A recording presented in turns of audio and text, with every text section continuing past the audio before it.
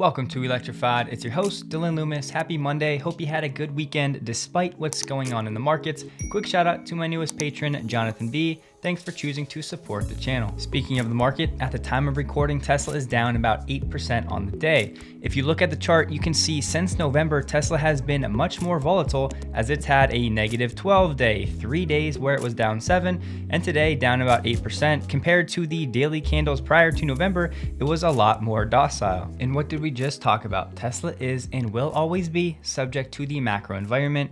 A quick reminder, nobody on YouTube or anywhere for that matter has any idea what Tesla is going to do in the next few weeks.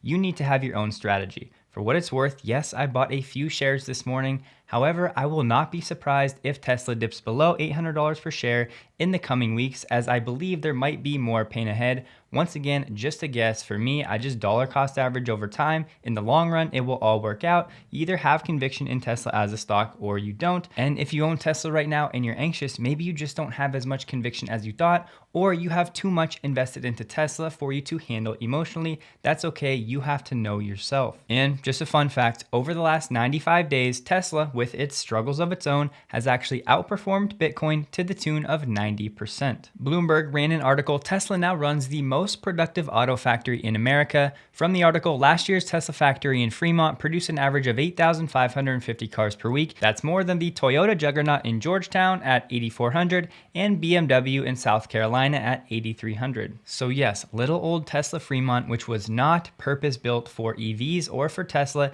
is now the most productive auto factory in America with Giga Texas on deck. For today's sponsor, we're going to mix it up a little bit and talk about gaming. You might not know this, but I was a gamer back in my college days. I was actually elite at N64, Smash Bros, and Mario Kart. So I want to share Raid Shadow Legends with you. Every now and then we all need to decompress, and honestly a quick YouTube search reveals this game is wildly popular. As always, you can use my link below to get your free starter pack worth around $30 to check out Raid for yourself on iOS, Android, or PC. Raid is a mission, quest, and rewards driven game, meaning it's all about building, growing, and improving. I've always liked games that involve strategy and leveling up characters, and Raid fits that mold. So you know how Tesla's final automotive boss could be 4680 production at scale? Well, in Raid, the new clan boss is Hydra, which has 6 heads. Each is a boss battle on its own. One of those is the head of Mischief, which can redirect your attacks onto other Hydra heads, making targeting this head rather challenging.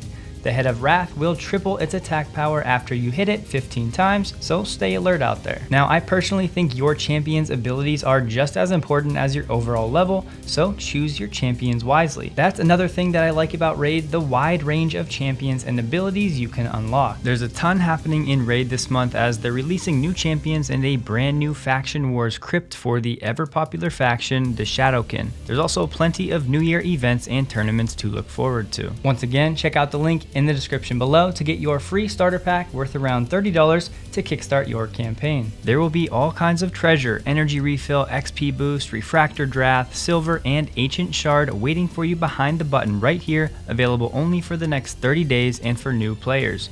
And don't forget, you can summon the bonus champion as soon as you get in the game. I'll see you in there.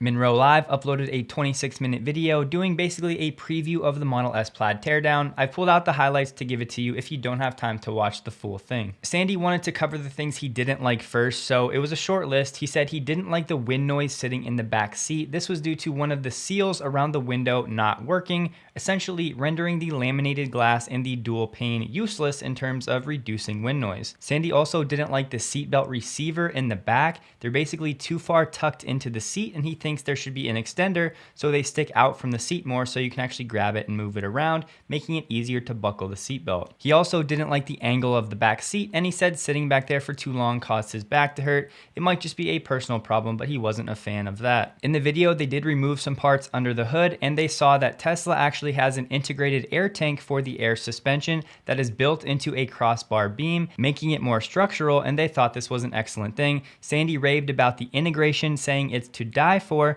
meaning that the integration across departments at Tesla to make something like this happen is excellent. They also pointed out that the Plaid had 2 separate radiators under the frunk for heat rejection, and then the rest of the video they just laid out the plan for the teardown, and the videos will be coming in the next few weeks. So here we have it, a brand new Cybertruck spotted at Giga Texas, and yes, there are definitely some changes. Before we get into the specifics, have a look at this short video of a walk around from some people at Giga Austin. Now, there was no original audio for this video, so I'm just going to go through and cover some of the changes. So first up, there are no door handles. This could be a situation where you walk up with your phone or your key card and the door opens automatically, or perhaps there's a fingerprint or a sensor in the door pillar that you wave something around and then the door opens that way. We'll have to wait and see officially. There are now these large side mirrors, which Elon has said should be removable. The wheels are different than we've seen in the past. It might just be a situation where the aero covers are removed in this video, and maybe the final version will actually ship with the aero covers on, which a lot of people seem to prefer. Yes, we still have that one gigantic wiper. The windshield might be a little bit more rounded than prior iterations. Some people are saying there might be an instrument cluster due to a hump in the dash that you can see from some of these video angles, and the repeater cameras, in case you were wondering, are actually in the fender. So here's a side-by-side picture if you want to go ahead and pause and try to point out any differences that I may have missed. Doubled on Twitter also shared this image of some people getting a close-up hands-on look of the truck.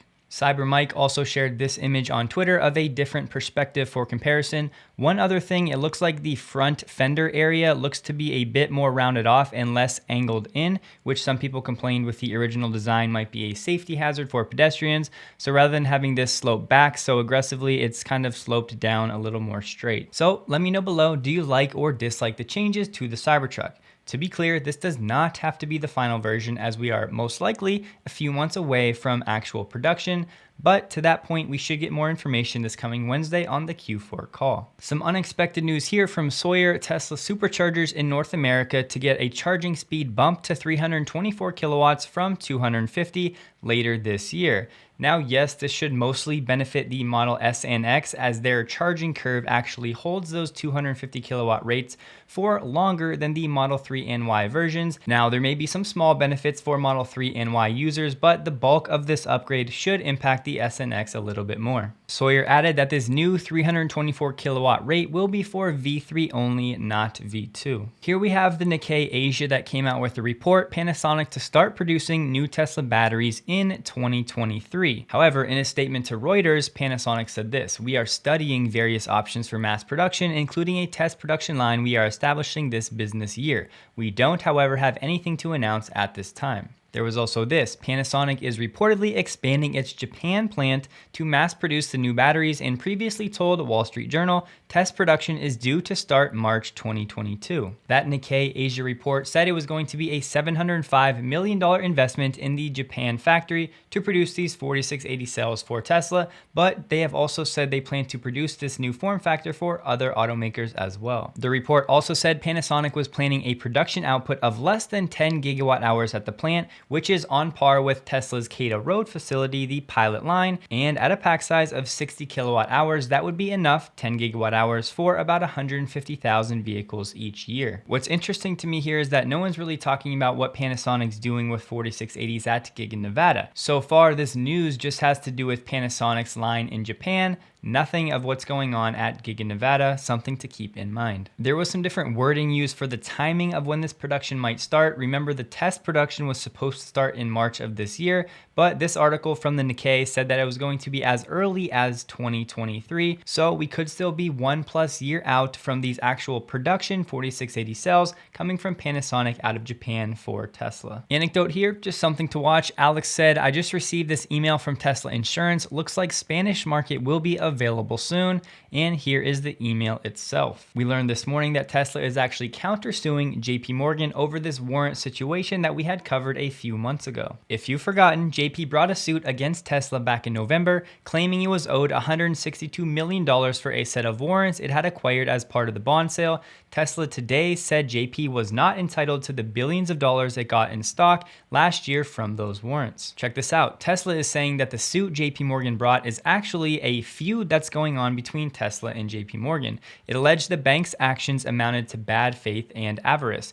JP Morgan pressed its exorbitant demand as an act of retaliation against Tesla, both for it having passed over JP Morgan in major business deals and out of senior JP Morgan executives' animus toward Elon Musk. This quote coming directly from Tesla in the countersuit. So in 2014, JP Morgan got these warrants from Tesla as part of that bond sale. Then Elon tweeted about taking the company private, and JP Morgan was complaining that it affected the stock price and said that Tesla owes them more money, basically. So Tesla and Elon not rolling over on this one, bringing the countersuit. Either way, however it plays out, it's not overly material to Tesla's business. And to wrap it up for today, 9to5Mac reporting that Apple has lost another key member of its self-driving efforts. Joe Bass, who was the head of the software engineering program management for Apple's car team, has recently left the company after 7 years. With his departure, nearly the entire Apple car management team in place just 1 year ago is gone. Dave Scott, Jamie Wado, Dave Rosenthal, and Benjamin Lyon all left in early 2021. Doug Field, who ran the car team, headed for the exits in September. Michael S., who was in charge of hardware for Apple's projects, soon followed. Then top engineers bolted. Bass had reported to Field before moving under Kevin Lynch, the new head of Apple's car team. I personally have not been holding my breath for anything Apple Automotive anytime in the next few years, and yes, turnover in the industry is common. However, this is a lot of turnover. But that's gonna do it for today. Please take a second to like the video if you did. Hope you guys have a wonderful day, and a huge thank you to all of my Patreon supporters.